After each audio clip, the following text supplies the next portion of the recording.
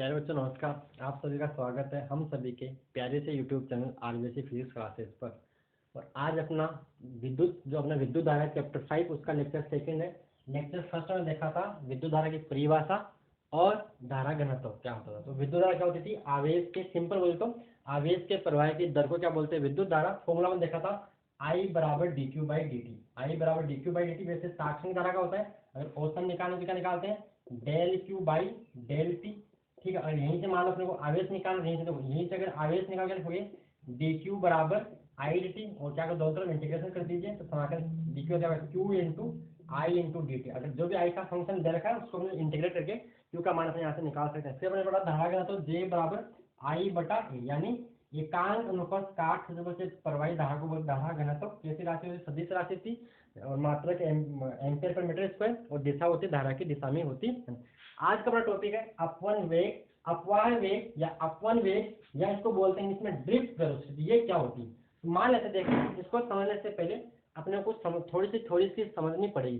क्या समझनी पड़ेगी कि मान लेते अपने पास ये कोई चालक है, ये कोई चालक है, क्या है, कोई चालक, और इसके ऊपर कोई बाह्य विद्युत क्षेत्र अपन ने नहीं लगा रखा है, कोई बाह्य विद्युत क्षेत्र नहीं लगा रखा है, सिंपल कोई बाह्य विद्युत क्षेत्र नहीं लगा रखा है। तो अगर इसके अंदर भाई चालक है तो इलेक्ट्रॉन्स हो गए, तो क्या इलेक्ट्रॉन्स गति नहीं करेंगे, तो इलेक्ट्रॉन्स तो गति करेंगे। किसकी वजह से करेंगे कि ये रूम टेम्परेचर पे रखा होगा, तो रूम की जो उसमें ऊर्जा है, जो रूम टेम्परेचर, जो कमरे का तापमान है, उसको ये ग्रहण करके इसके इलेक्ट्रॉन्स गति करेंगे। लेकिन वो गति कैसी होगी, रैंडम मोशन होगी, यादृच्छिक गति होगी। मतलब क्या होगा इसका, यादृच्छिक का मतलब ये है कि कोई ऊपर जा रहा होगा, कोई नीचे जा रहा होगा, कोई साइड में जा रहा होगा, कोई इधर जा रहा है, कोई इस साइड में, कोई उस साइड में, कोई वहां, कोई यहाँ, कोई मतलब कोई भी पर्टिकुलर डायरेक्शन नहीं होगी, कोई फिक्स दिशा नहीं होगी। तो अपन क्या मानते हैं कि तापीय ऊर्जा के कारण इनका औसत वेग 0 होता है। मतलब कोई इलेक्ट्रॉन मान लो ऊपर इधर जा रहा है, कोई मान लो यहाँ जा रहा है, कोई नीचे आ रहा होगा, कोई इस साइड में जा रहा है, कोई यहाँ आ रहा है, कोई ऐसे ऊपर भाग रहा है, कोई इस साइड में भाग रहा है। मान लो ये सारे के सारे क्या इलेक्ट्रॉन, सारे के सारे क्या है, E minus E minus E minus electron है। तो इसे हम क्या मानते हैं, इनका जो औसत वेग है यानी यू एवरेज, इसको बोल रहा हूँ यू मतलब प्रारंभिक वेग, यानी यू एवरेज हम कितना मान लेते हैं, U1 plus U2 plus by मत। पहला जो इलेक्ट्रॉन है उसका वेग U1 मान लिया, दूसरा इलेक्ट्रॉन उसका वेग अपने U2 मान लिया, तीसरे को U3 मान लिया, प्लस प्लस ऐसे UN। इन सब का एवरेज क्या होगा, 0। एवरेज कैसे निकालते हैं कि मान लो 3 है तो तीनों को जोड़ के 3 का भाग दे दीजिए, 4 है चारों को जोड़ दे 4 का भाग दे दीजिए, n है तो n को जोड़ के n का भाग दे दीजिए। तो इस टाइम इनका औसत वेग क्या होगा, 0 होगा। इस कंडीशन में इनका औसत वेग 0 होगा। अब अपन ने क्या किया, इसी चालक के ऊपर अपने अप्लाई कर दिया पोटेंशियल डिफरेंस, क्या लगा दिया, विभवांतर लगा दिया। क्या लगा दिया, जैसे मान लो यही चालक था, चालक यही है, यही चालक है, सेम सुविधा के इसको अपने बेलनाकार चालक बोल दिया, बेलनाकार चालक है, ठीक है। और यही चालक को अपन यहाँ लगा दिया बैटरी, बैटरी क्या करेगी, पोटेंशियल डिफरेंस लगा देगी। ये चालक, ठीक है, ये चालक है, एक मिनट डायग्राम आते हैं। अब उन्होंने क्या किया, बात वही है, इसको अपन ने बैटरी से कनेक्ट कर दिया। क्या कर दिया, बैटरी, ये प्लस और ये माइनस, ये माइनस क्या लगा दिया अपन यहाँ पे, सेल लगा दिया, बैटरी लगा दी। सेलों का बैटरी, सेलों के सेल को बैटरी बोलते हैं। क्या किया, अगर बैटरी लगा दी तो ये क्या बन गया प्लस, ये क्या बन गया माइनस। तो अपन ने बाह्य विद्युत क्षेत्र लगा दिया, ये इसको बोलेंगे बाह्य विद्युत क्षेत्र ई वेक्टर। कहाँ से होता है, धनावेश से ऋणावेश की ओर होता है, तो प्लस से माइनस। तो क्या होगा, ये बाह्य विद्युत क्षेत्र लगाने पर इस चालक के अंदर जो इलेक्ट्रॉन है, इस चालक के अंदर के जो इलेक्ट्रॉन है उनके ऊपर बल लगेगा। क्या लगेगा, बल। अब इलेक्ट्रॉन कौन सा आवेश है, ऋणावेश है, और ऋणावेश पर बल कहाँ लगता है, विद्युत क्षेत्र के विपरीत लगता है। ये अपने चैप्टर फर्स्ट में पढ़ा था। इसके जो इलेक्ट्रॉन्स है उनके ऊपर विद्युत क्षेत्र के विपरीत बल लगना स्टार्ट हो जाएगा, और बल लगेगा तो वो क्या, गति करना स्टार्ट कर देंगे। अब गति कैसे करेंगे, विद्युत क्षेत्र के विपरीत गति करना स्टार्ट कर देंगे। तो ये जो क्या हुआ कि अपने बाह्य विद्युत क्षेत्र लगा दिया, इसके जो इलेक्ट्रॉन्स है E minus E minus E minus, उन्होंने क्या किया, गति करना स्टार्ट कर दिया इस साइड। कैसे, विद्युत क्षेत्र के ऐसे मान लो दूसरा इलेक्ट्रॉन मान लो E minus E minus E minus, उन्होंने क्या किया, गति करना स्टार्ट किया। कैसे, विद्युत क्षेत्र के विपरीत। ऐसे मान लो ई माइनस ई माइनस, ऐसे बहुत सारे मैंने तो 2-4 बना दिए। इसमें अनगिनत इलेक्ट्रॉन है, लगभग 10⁻29 भाई। ये वैसे कॉपर की बात करूँ, कॉपर के धातु, इन धातु में बहुत ज्यादा संख्या में मुक्त इलेक्ट्रॉन होते हैं, तो बहुत सारे इलेक्ट्रॉन से मैंने कुछ यहाँ पे आपको दिखा दी। ऐसे इलेक्ट्रॉन क्या होगा, ये गति करे, मान लो पहला इलेक्ट्रॉन V1 से गति कर रहा होगा, दूसरा V2 से कर रहा होगा, तीसरा V3 से, ऐसे चौथा पांचवा V4 V5 V6 V7, बहुत सारे इलेक्ट्रॉन है। मान लो n है, कितने इलेक्ट्रॉन है, n है। तो हुआ क्या, बाह्य विद्युत क्षेत्र आरोपित करने पर इस चालक के मुक्त इलेक्ट्रॉन विद्युत क्षेत्र के विपरीत गति कर रहे हैं। तो इनका जो औसत वेग है उसे ही बोलते हैं अपवन वेग। औसत क्यों लिया? या तो बहुत सारे, इसकी कुछ कम होगी, इसकी कुछ ज्यादा होगी, इसकी और कम होगी, ज्यादा जो भी है। तो अपन क्या करते हैं, इन सबका एक मोटा मोटा निकाल। तो मोटा मोटा मतलब एवरेज क्या होगा भाई, कोई 10 मीटर पर सेकंड से भाग रहा है, कोई 12 से भाग रहा है, कोई 8 से जा रहा है, कोई 7 से जा रहा है, ऐसा मैं एग्जांपल दे रहा हूँ समझाने के लिए। तो अपन क्या करते हैं, सबका एवरेज ले लेते हैं। तो जो ये एवरेज वेलोसिटी इन सबकी विद्युत क्षेत्र के विपरीत, इसे ही बोलते हैं अपवाय वेग या ड्रिफ्ट वेलोसिटी। तो आप क्या करोगे, पहले आप परिभाषा लिखिए, फिर आप ये वाला डायग्राम बनाना, और फिर अपने गणित का फॉर्मूला क्या आता है, अपन वेग का फॉर्मूला क्या होता है, वी डी बराबर small e capital E upon n into में टो आता है। तो क्या होता है अभी देखेंगे। आप पहले परिभाषा नोट कीजिए, जो मैंने बोला वो इसकी परिभाषा आएगी। तो देखिए परिभाषा लिखिए आप पहले, इसको तो मैं अभी समझा दूंगा आपको, डायग्राम की वो बनाएंगे, ये तो मैं आपको समझाया था। तो देखिए परिभाषा क्या लिखोगे, किसी चालक पर, परिभाषा लिखिए पहले, किसी चालक पर बाह्य विद्युत क्षेत्र, किसी चालक पर बाह्य विद्युत क्षेत्र आरोपित करने पर, बाह्य विद्युत क्षेत्र आरोपित लगा दिया अपन ने, बाह्य विद्युत क्षेत्र आरोपित करने पर चालक के मुक्त इलेक्ट्रॉन जिस औसत वेग से, चालक के मुक्त इलेक्ट्रॉन जिस औसत वेग से विद्युत क्षेत्र के विपरीत, जिस औसत वेग से विद्युत क्षेत्र कौन सा लिखना है, विद्युत क्षेत्र कौन सा, जिस औसत वेग से बाह्य विद्युत क्षेत्र के विपरीत गति करते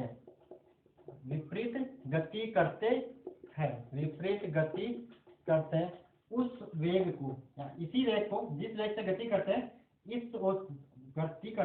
इसी वेग को अपवहन वेग कहते हैं। क्या बोलते हैं, अपवहन वेग या फिर अपवाह वेग, या फिर इंग्लिश में बोलते हैं इसको ड्रिफ्ट वेलोसिटी। अपवहन वेग कहते हैं। दिखाते किससे हैं, वीडी से रिप्रेजेंट करते हैं, वीडी से दिखाते हैं, वीडी, वी के पैरों में स्मॉल डी से दिखाते हैं। क्लियर? तो ये थी अपवहन वेग की आपकी परिभाषा। अब निकाल इसका फॉर्मूला क्या आता है, जो फॉर्मूला है वीडी का, वी डी बराबर small e capital E upon n into तो जो आता है, इसको भी ड्राइव कर लेते हैं। जैसे अपवहन वेग का परिणाम है, फॉर्मूले से माइनस हो जाता है वेग की बात करें। देखते हैं आगे, आगे नोट कीजिए, परिभाषा नोट कीजिए। आगे देखते हैं अपवन वेग का व्यंजक या अपवन वेग का सूत्र, जो भी आप बोलिए। ठीक है, डायग्राम आपने बना लिया होगा, अब डायग्राम बना लीजिए, परिभाषा लिखिए, अब डायग्राम बना लीजिए और हेडिंग डाल लीजिए। अब हेडिंग लिख लीजिए अपवन वेग का सूत्र, अपवन वेग का सूत्र या अपवन वेग का व्यंजक, और डायग्राम बना लीजिए। अब अपन करते हैं इसका डेरिवेशन। ठीक है, तो मैं क्या करता हूँ, यहाँ से सबको उठा दूँ, डायग्राम हमने बना लिया होगा, क्योंकि मेरे को यहाँ जगह चाहिए, थोड़ा बहुत छोटा है। ओके, हेडिंग डाली आपने अपवन वेग का व्यंजक, डायग्राम हमने बना लिया होगा, नहीं बनाया तो खोज करके बना लीजिए। अब देखिए, मान लेते हैं अपने पास शुरू में कितने इलेक्ट्रॉन है, इसमें एन इलेक्ट्रॉन, कितने इलेक्ट्रॉन है, मान लेते हैं चालक में एन इलेक्ट्रॉन। तो लिखो पहले समझ लीजिए, माना कि चालक में मुक्त इलेक्ट्रॉनों की संख्या, माना कि चालक में मुक्त इलेक्ट्रॉन आप क्या लिखोगे, मुक्त इलेक्ट्रॉनों की संख्या स्मॉल एन है, कितनी है, स्मॉल। और मान लेते हैं जो U1, U2, U3 इनके वेग है, कौन से वेग है, तापीय ऊर्जा के कारण वेग है। तो क्या लिखेंगे, वो माना, और लिखो वह U1, U2 dash dash dash UN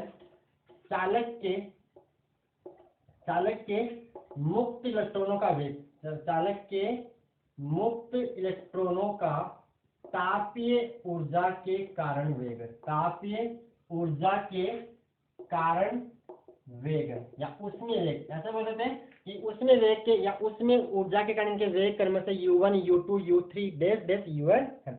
फिर अपने मान लेते हैं, अब देखिए, मान लो कोई इलेक्ट्रॉन है, ये कोई मान लो इलेक्ट्रॉन है, और यहाँ पे कोई दूसरा मतलब मान लो प्रोटॉन जो धनायन है, तो ये क्या होगा, इससे टक्कर करेगा। यहाँ मान लो इसकी स्पीड U1 है, और यहाँ ज्यादा स्पीड मान लो V1 होगी, क्या होगी, V1। तो फिर यहाँ से आएगा, फिर वापस जाएगा ऐसे, फिर टक्कर करेगा।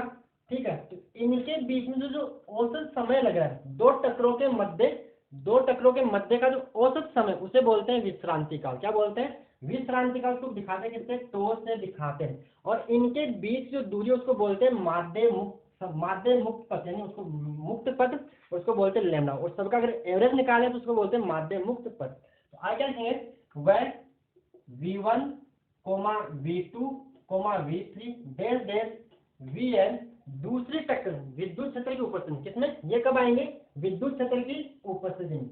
V1, V2, V3 dash dash Vn विद्युत क्षेत्र की उपस्थिति में। वो कब था, तापीय ऊर्जा में, शुरू में जब बैटरी नहीं लगाई थी।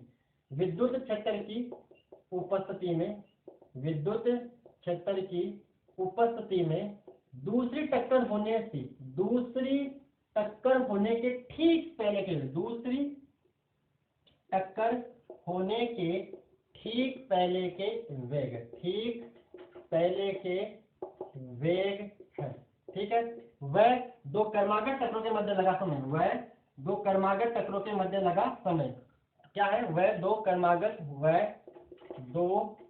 कर्मागत टक्करों के मध्य, टक्करों के, यहाँ पे टक्करों नहीं, यहाँ पे टक्करों है, यहाँ पे क्या, टक्करों के मध्य लगा समय। मान लेते हैं कितना है, tau 1, tau 2 dash dash tau n, समझ आएगा। कि पहले के लिए समय, मान लो जो पहला इलेक्ट्रॉन है, यहाँ तो बहुत सारे n इलेक्ट्रॉन है, तो पहले में जो टक्कर हो रहा है, एक टक्कर हुई, ठीक है, फिर यहाँ आया वापस गया, तो जो समय उसको बोले टो 1, ऐसे दूसरे के टो 2, ऐसे तीसरे के टो 3, ऐसे टो n है, ये यहाँ पे। तो देखिए यहाँ पे, तो अपन वेग की परिभाषा क्या है, अच्छा अपन वेग, तो अपन वेग का क्या है, जितने भी ये V1 विद्युत क्षेत्र की उपस्थिति में जो सारे वेग है उनका औसत वेग, यानी Vd क्या है, इन सब का औसत वेग, इन सभी का V1, V2, V3 का औसत वेग। औसत कैसे निकालते हैं, जितने उन सबको जोड़ के जितने उनका भाग दे दीजिए तो क्या आएगा, V1 plus V2 plus V3 plus Vn, ठीक है। यहाँ पे बटे में क्या करेंगे, एन, बटे में क्या करेंगे, एन, यही तो, इसी को तो बोलते हैं अपर वेग।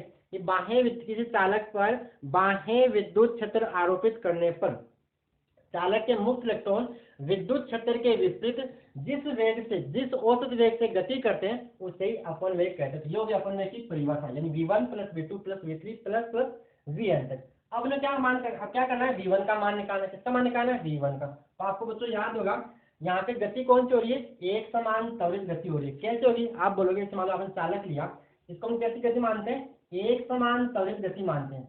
जैसे कि मान लो बैटरी प्लस माइनस, ठीक है, इलेक्ट्रॉन किधर जा रहे हैं, इधर जा रहे हैं, एक बार बताऊं, इलेक्ट्रॉन इधर जा रहे हैं ऐसा।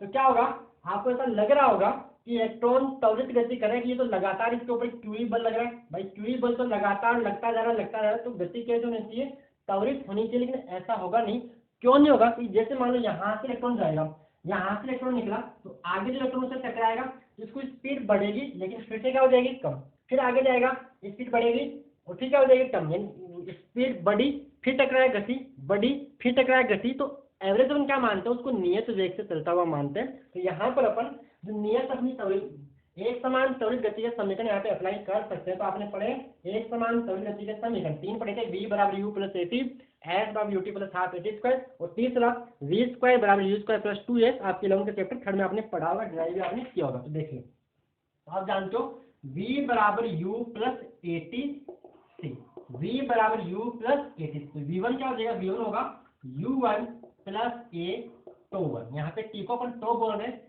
V2 क्या आएगा, V2 आएगा U प्लस एक काम और करना है, इसको सबको वेक्टर लिख दो। वेक्टर कैसे आती है, सभी तरह सारे पे क्या लगा दो, वेक्टर लगा दीजिए, वेक्टर वेक्टर, यहाँ पे क्या आएगा वेक्टर, यहाँ पे क्या आएगा वेक्टर, यहाँ पे आएगा वेक्टर, T पे वेक्टर मैं लगा रहा, समय अधिक राशि ध्यान रखना।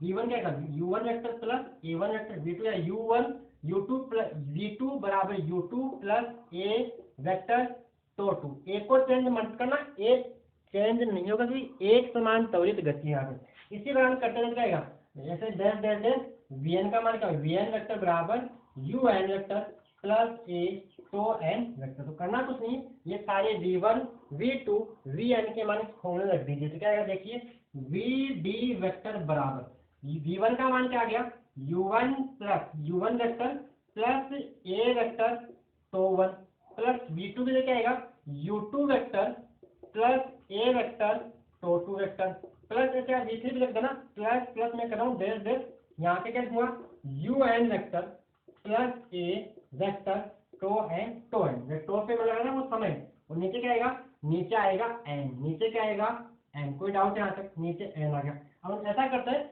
जो U1 वाले, U वालों को समान जाति वालों को एक साथ बैठा देते हैं, U को एक साथ कर देते हैं और T को एक साथ कर देते हैं, तो सबसे एक कॉमन आ जाएगा। देखिए आगे अपन क्या करते हैं, U1 vector plus U2 vector plus plus कहाँ तक जाएगा ये, प्लस UN वेक्टर को मैंने लिख दिया एक साथ, प्लस यहाँ क्या आएगा देखिए, ए तो ए वेक्टर तो 1 प्लस ए वेक्टर तो 2 प्लस प्लस प्लस ए वेक्टर कहाँ तक जाएगा तो एन। ठीक को मैंने अलग लिख दिया और नीचे बटे में क्या आ रहा है, नीचे बटे में एन आ रहा है। क्लियर है आपसे? तो आप यहाँ तक नोट कर लीजिए, यहाँ तक। ठीक है, मेरे को थोड़ी जगह जरूरत पड़ जाती है, यहाँ मेरा बहुत छोटा है। ओके, यहाँ तक समझ में आ गया? आप ये थोड़ी नोट कर लीजिए यहाँ तक, बाकी यहाँ तक कर लो, बस यहाँ तक कर लीजिए, फिर नीचे वाला मैं आपको ऊपर बताता हूँ। क्लियर? ऊपर उठा रहा हूँ मैं यहाँ से। अब देखिए करना कुछ नहीं आगे, बस अब तो सिंप्लीफाई करना है, थोड़े बहुत सूत्र तो लगा लें। बल बराबर त्वरण निकालना, तो त्वरण के लिए कौन आएगा आपको पता होगा। जब भी त्वरण निकालना हो तो न्यूटन से आपको याद करना पड़ेगा। कैसे याद करना पड़ेगा, बल बराबर द्रव्यमान इंटू त्वरण। तो आप यहाँ तक क्लियर? ओके, मैं ऊपर चढ़ा देता हूँ, चलो आगे आ जाइए। मैं यहाँ तक उठा रहा हूँ, यहाँ तक। ठीक है, नोट नहीं किया तो बैक करना वापस। अब देखिए क्या करते हैं, इस एन को, इसको एक सिंगल क्वांटिटी मान लेते हैं और इसको एक सिंगल क्वांटिटी मान लेते हैं। तो क्या बन जाएगा देखिए, U1 vector U1 vector U1 vector plus U2 vector plus plus UN vector, और नीचे क्या आएगा, नीचे एन आएगा, प्लस यहाँ देखिए इन सबसे ए वेक्टर कॉमन आ सकता है, इन सबसे ए वेक्टर कॉमन आ रहा है, और यहाँ पे तो ए वेक्टर तो 1 प्लस ए वेक्टर तो 2 प्लस प्लस ए वेक्टर तो एन। तो यहाँ सबसे ए वेक्टर कॉमन लिया और इस पूरे के नीचे मैं एन का डिवाइड भी कर रहा हूँ। ऐसा करते हैं, इस पूरे को एक सिंगल क्वांटिटी मान लीजिए और इसको पूरे को सिंगल क्वांटिटी मान के इसको नीचे एन का भाग दे सकते हैं, और अपने एक स्टेप यहाँ से ए वेक्टर को मैंने कॉमन यहाँ से निकाल दिया। क्या आएगा ये बनेगा तो 1 प्लस तो 2 प्लस प्लस कहाँ से जाएगा तो एन, और नीचे क्या आएगा, नीचे एन आएगा। तो देखिए बच्चों, ये क्या बन गया, वीडी वेक्टर बराबर, ये क्या है, औसत वेग। कब, तापीय ऊर्जा के कारण औसत वेग कितना मानते हैं अपन, 0 मानते हैं। क्यों मानते हैं, वहां पर रैंडम मोशन होती है, यादृच्छिक गति होती है, यानी कोई ऊपर जा रहा है, कोई नीचे जा रहा है, कोई वहां जा रहा है। मतलब वही हाल है जैसे क्लास में टीचर नहीं हो और आप क्या करते हो, उसके ऊपर टेबल फेंकी, आप वहां पे जाके बैठ रहे हो, वहां कोई ऊपर मतलब कहीं कहाँ कोई फैन को हिला रहा है, कोई कहाँ जो भी कुछ कर रहा है, तो वही सिचुएशन यहाँ पे। और जैसे टीचर आया तो आप सब एक फिक्स जगह पे आके बैठ गए, हाँ सर ऐसे। तो वही यहाँ पे बात हुआ, आया समझ में कि टीचर आराम से टेबल आके बैठ गए सर। तो ऐसा ही कुछ यहाँ पे है। तो हम क्या करेंगे देखिए, U1 vector plus U2 vector plus plus UN vector upon n का मान क्या होगा, बराबर 0। रीजन क्या इसका, तापीय ऊर्जा के कारण, तापीय ऊर्जा के कारण औसत वेग, तापीय ऊर्जा के कारण औसत वेग, इसका मान कितना होगा 0। और देखिए जो तो 1 प्लस तो 2 प्लस तो एन अपॉन एन को मान लेते हैं तो, क्या मान लेते हैं तो, इसको बोलते हैं औसत विश्रांति काल। औसत विश्रांति काल मतलब जो एवरेज टाइम जो लगा उसको अपने तो मान लिया, यानी अपन क्या करेंगे, इसमें तो रख देंगे। तो क्या बन जाएगा आगे, आप नीचे और थोड़ा सा और नोट कर लीजिए, पॉज करके मैं इसको ऐसा करता हूँ। ठीक है, तो ये बन जाएगा देखिए, वी डी वेक्टर बराबर, इसको तो क्या लिख दिया 0 प्लस क्या आ गया ए वेक्टर इंटू में क्या आ गया तो। कोई डाउट यहाँ तक क्लियर? यहाँ तक अब नीचे वाला आपने नोट कर लिया होगा, पॉज करके नोट कर लो, जिसको मैं खाता हूँ यहाँ से, फिर आगे समझिए। ओके, अब देखिए इधर क्या बचा मेरे पास, अपने को मिला वीडी वेक्टर, वीडी मतलब अपवन वेग बराबर ए वेक्टर इंटू तो अपने को मिला। ये तो आ गया सूत्र, लेकिन अपने किसका मान निकालना है, ए का मान निकालना पड़ेगा। ए यहाँ पे क्या है, त्वरण। त्वरण कैसे निकालते हैं, बल बराबर द्रव्यमान इंटू त्वरण। आप जानते हो एस बराबर एम ए, यानी यहाँ पे एस वेक्टर बराबर एम ए वेक्टर। ये कहाँ से आया, न्यूटन के गति के द्वितीय नियम से। लिख देना आता हो तो यहाँ लिखा न्यूटन के गति के द्वितीय नियम से। जब भी आपको त्वरण निकालना पड़ेगा तो न्यूटन से आपको याद करना पड़ेगा।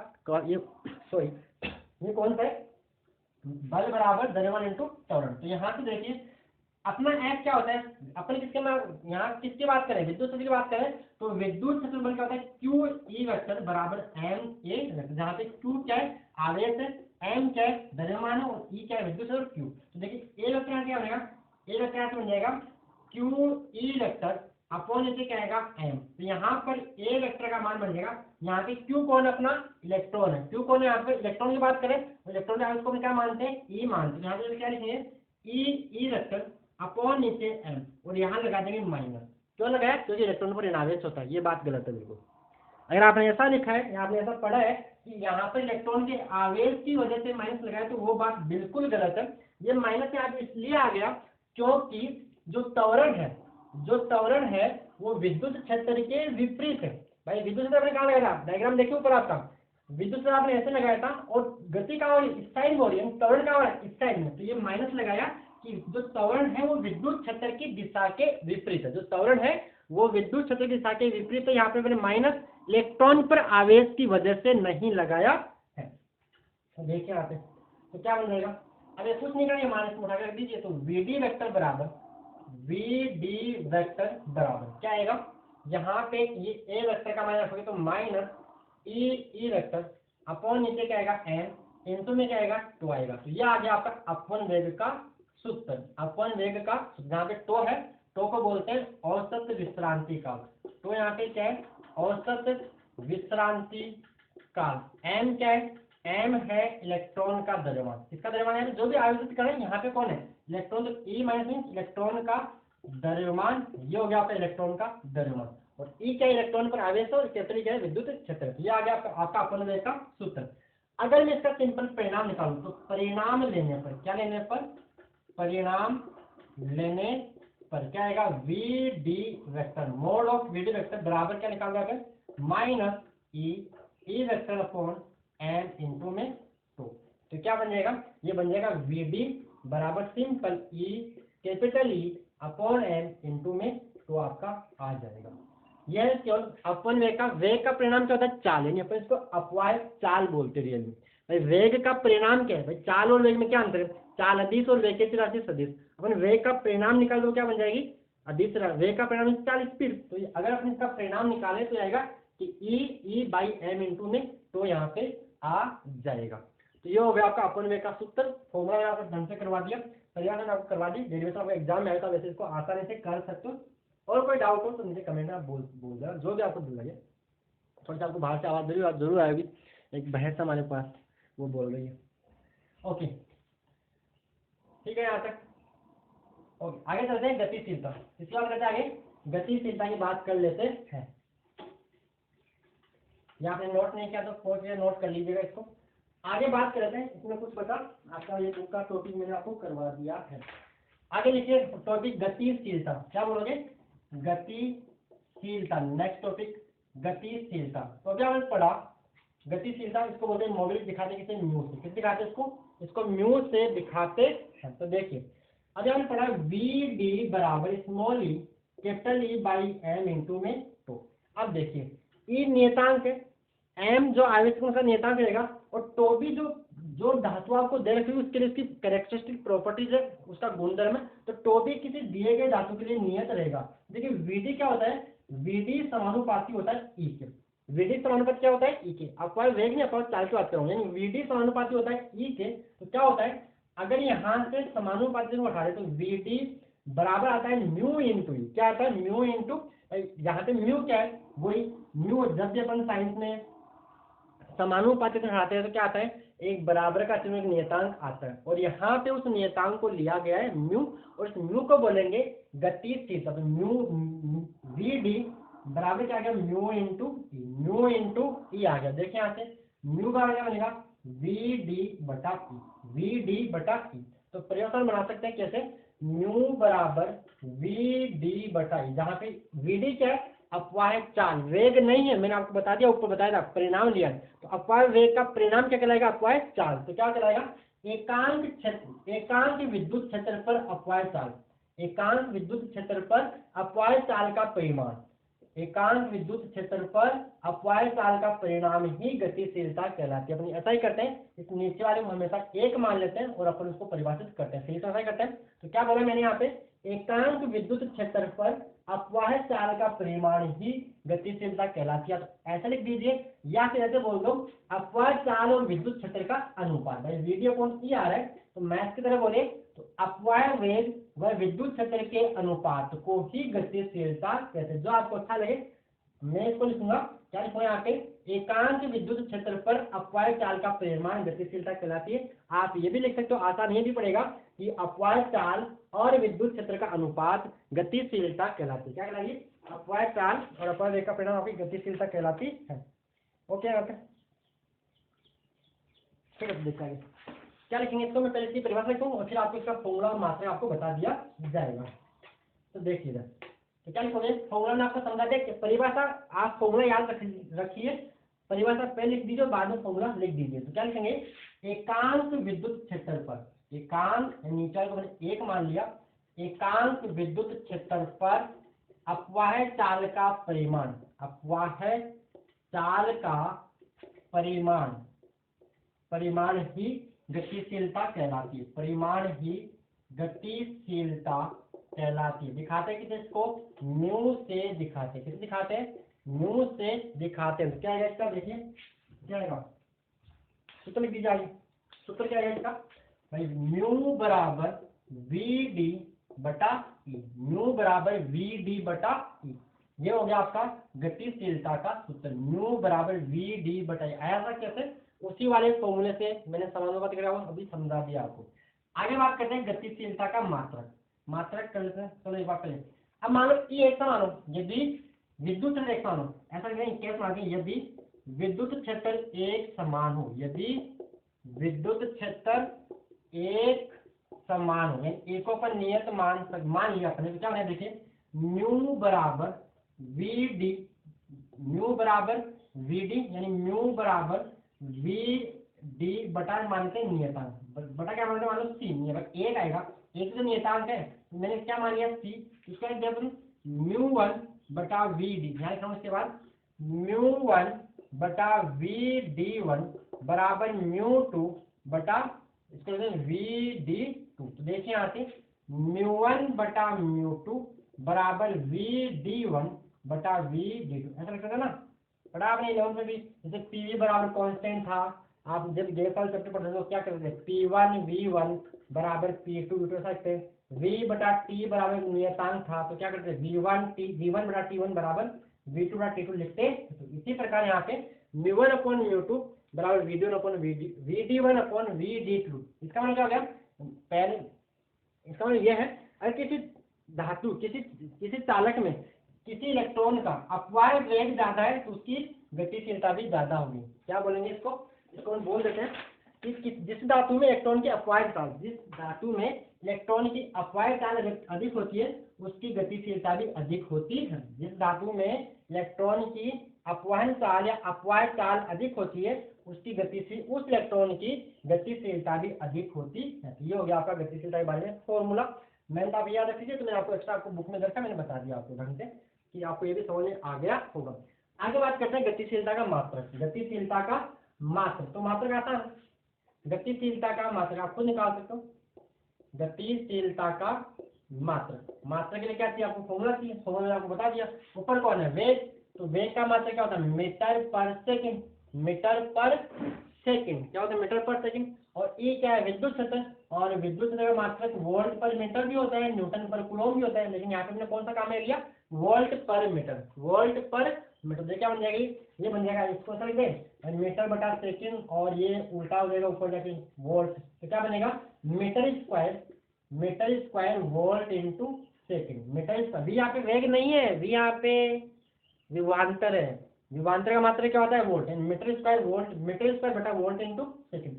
आगे चलो विमा भी निकाल लेते हैं, क्या निकाल देते हैं आगे, विमा, तो विमा क्या आएगी, तो देखिए विमा निकालेंगे, मीटर स्क्वायर वोल्ट का जूल पर कूलम, और यहाँ से क्या आएगा सेकंड, देखिए कूलम का देगा, metre square into coulomb joule into second. तो मीटर से क्या होती है L2, क्या आएगी L2, नीचे कूलम यानी आवेश, क्या होती है आवेश की A1 T1, और नीचे आती है जूल, जूल यानी कार्य, इसकी होती है M1 L2 T-2, और ये क्या समय सेकंड, क्या आएगी T1। तो क्या बन जाएगा, देखिए समझ आ गया, मैं आपको समझाया तो ऐसा निकाल सकते हैं।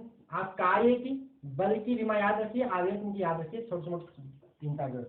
L2 से L2 गया, तो देखो M जाएगा ऊपर M-1, और क्या बच रहा है T1 से T1 गया, तो टी ऊपर जाके +2 और A1, तो क्या आएगा इसको अपने देंगे M-1 L0 T2 A1। ये आ गई आपकी गतिशीलता की विमा। क्या आएगी इसमें बता रखिए, ये बात इसमें विमा आपको नहीं बता रखी, कोई बात नहीं, मैंने लिखवा दिया आपको।